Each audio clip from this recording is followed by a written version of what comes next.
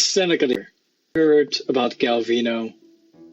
You know, this out-of-his-mind, psychotic war factory of a man.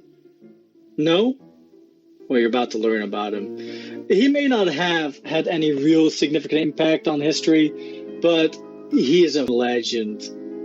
Having faced destruction at the hands of a foreign invader and having fought off an overwhelming force by tearing a few thousand guys limb to limb with his teeth because of the fact he didn't have any arms. Yeah, that's pretty legendary. There's no logical explanation for how a real-life historical figure could inspire an artwork like this. Anyhow, the story starts back in the mid-1500s when the people of Spain were busy raping North, Central, and South America, plundering of its gold and resources, busy making the natives their slaves, figuring out that the natives were pretty weak, subjugating the balls off of everything they could find, cutting off the balls of everything they could find, and picking up every single bit of silver they could find. I mean, their motto was plus ultra, after all.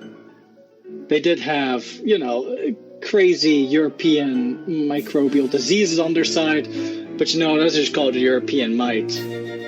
However, there was the nearby provinces, and something happened when the European bull met the Chilean bull. The Spanish governor decreed that Galvarino had his right hand chopped off with the axe as punishment for raising arms against the Spanish. Now, apparently, he didn't even flinch. So, instead, he just put his other hand on the stump and had it cut off as well. Next, he put his head on the stump and was ready to die. Now, apparently he was just super pissed off that his hand was chopped off, and so the Spanish let him live. Being the absolute mad lads that they are, they wanted to take it toes-to-toes with this guy, which was a bad choice, because right away when Galvarino went back, he showed his friends and his buddies what happened to his hands, ordering them to show the Spanish that the the Chileans are not to be messed with. There was one small issue, however. Galvarino didn't have hands. So, what did they do? They grabbed some duct tape, and they taped knives to his hands. They taped swords to this man's stump arms.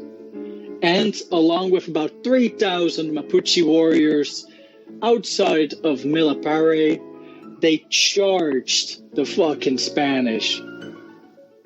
They died. They all got slaughtered.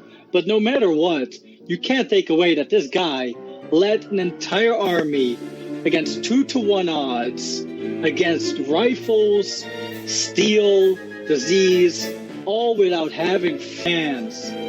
This madman deserves more recognition. And individuals like that, that's the sort of shit I'm going to be dedicating this channel to. Over the top, badass people, and interesting events in history, whatever crosses my mind. You know how it is. And don't forget, you don't need hands to be a badass.